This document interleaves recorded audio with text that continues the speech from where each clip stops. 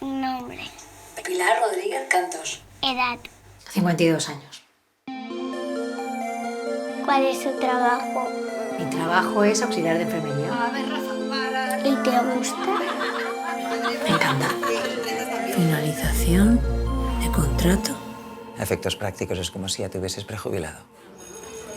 Yo soy joven. No, eres libre.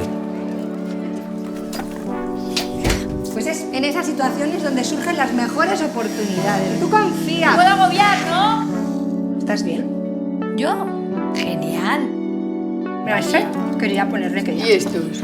¿Qué dice? Mira este, mira este. No, Este sí. Me voy a vivir a Guatemala. ¿Y cuándo volverás? No creo que vuelva, la verdad. Yo a la que me vaya de aquí ya no vuelvo.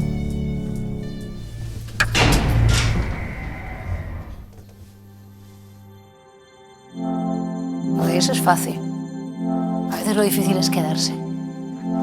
No, si es tu decisión, tú decidiste quedarte. ¿Tú te acuerdas de cómo eras antes de ser madre?